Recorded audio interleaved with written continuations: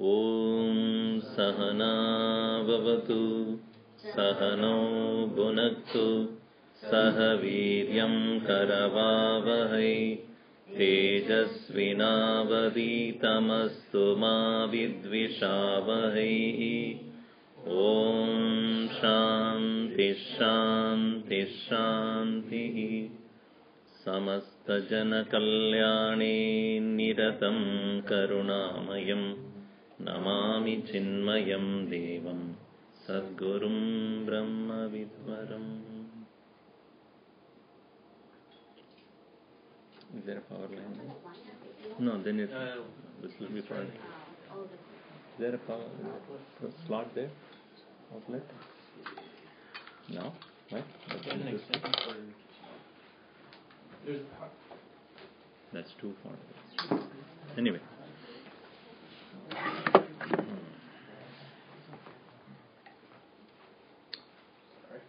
Yeah, let him come.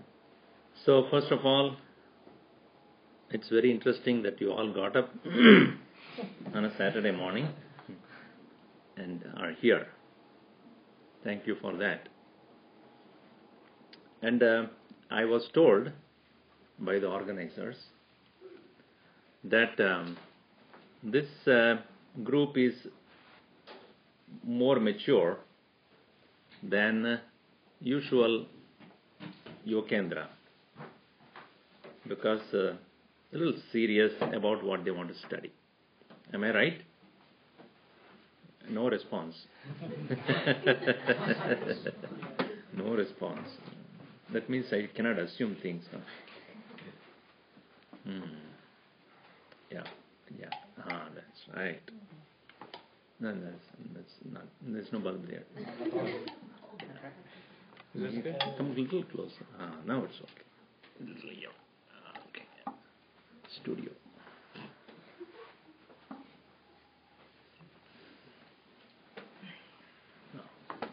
My face is clear now. Okay. So,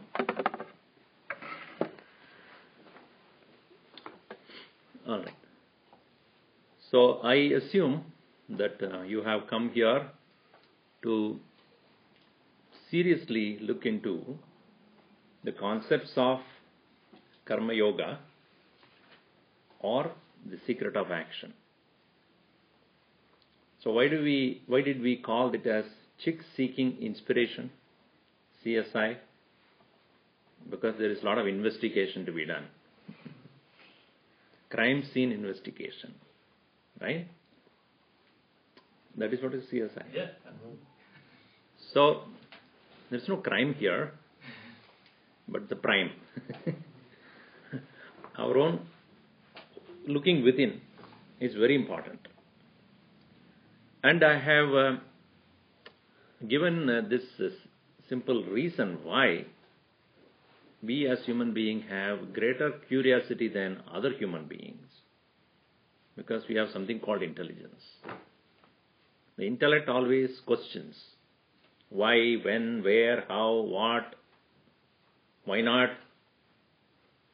So as human beings, we cannot help but ask questions. And more so when we are educated in universities, they kindle that process. Constantly kindle the process of questioning. And unless we are satisfied, convinced by our intellect, we don't undertake anything that we do. That's why it's very hard for you people, those who are growing up to become 25, 30, to get married. Why should I get married, first of all? Whom? And constant inquiry upon whether that person is suitable, compatible, comfortable. We go on asking questions. Surely, there cannot be 100% match. So, if we look for perfection in the world outside, we'll be very disappointed. Definitely. I have tried it and I got disappointed. Even in oneself, there cannot be perfection. But striving for perfection is the whole process of spiritual growth. One's own perfection, not the world outside. Even science, what is the pursuit of science? Cause hunting. Our Gurudev would say cause hunting. If you are sick and going to a doctor, what does he do? He will find out, diagnose, what is the cause of your sickness? Yesterday I was with some small kids and one boy asked, Swamiji, why did banana go to doctor? I said, I don't know. It was not feeling good.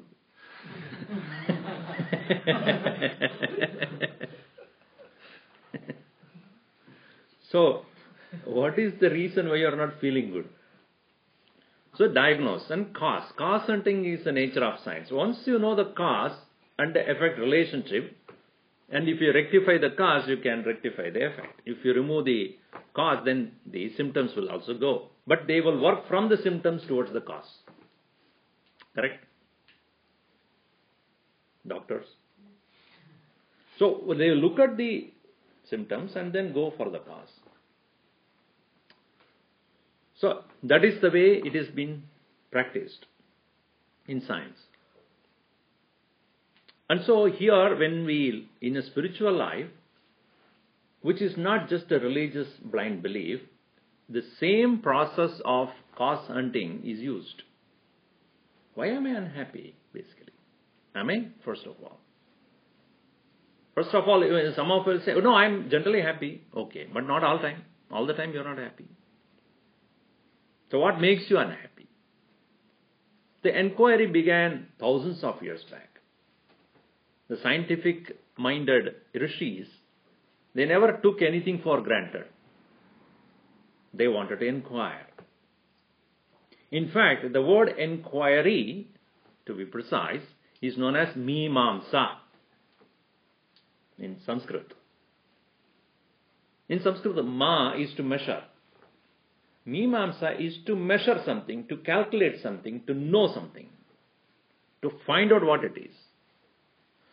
So, it is this mimamsa or the inquiry is divided broadly into two parts.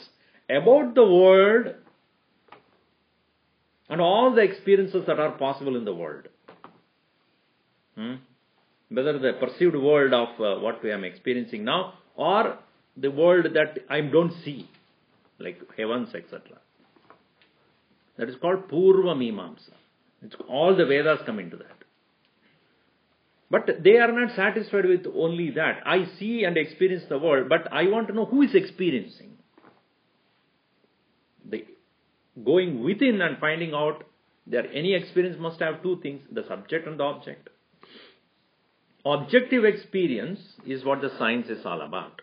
Subjective experiences is about Upanishads. That is called Uttara Mimamsa. Uttara Mimamsa, higher inquiry. The inquiry about the world and arrangement of the things, how I can make the whole world in such a way that I can enjoy max. Dharma, Artha, Kama. But who is experiencing here? Who is the person? If I can correct myself, which is easier than correcting things outside, because always things would change. But if I can inquire and make this perfect, then I can have perfect happiness. It's like if I am not able to see a thing very clearly, there must be a problem with my eyes. So I go and find out what's the problem with my eyes, and if I can remove the, what do you call that?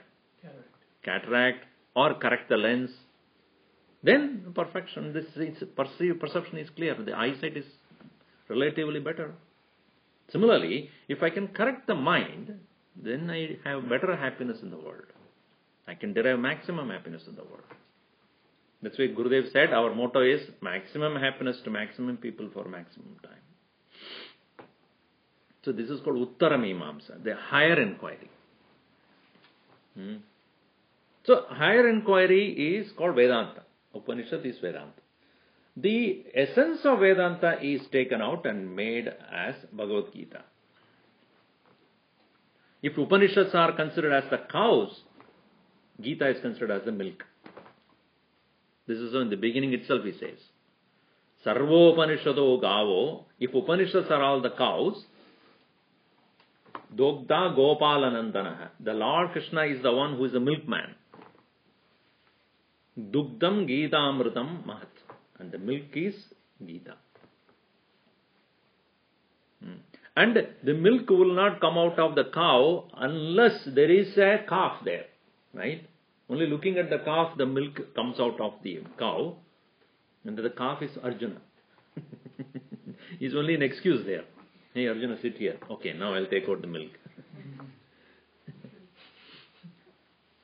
So, that is the reason why Gita is considered as the essence of the whole Upanishads.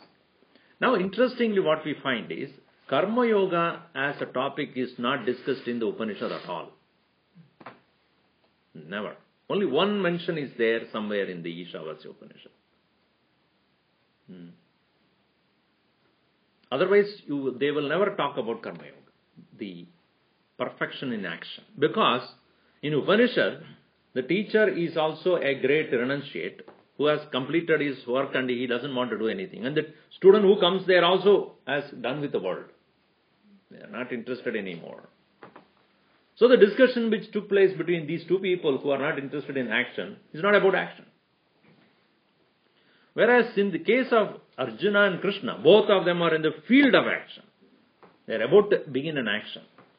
A terrible action indeed. War. War is about to begin and Arjuna was hesitating to act. I don't want to do. Why? Because it's all my people. My cousins.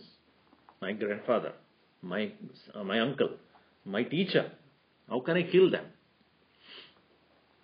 So Krishna smiles and said, there is something seriously wrong with you. Because you are a man of action. You are a soldier. You are a warrior. Born warrior. Peaceful warrior you should become. Not a terrible warrior. You know, peaceful warrior, there is a movie. A book house. So you should become a peaceful warrior. Meaning what? War for peace. This is so contradictory, isn't it? Can you imagine that? War for peace.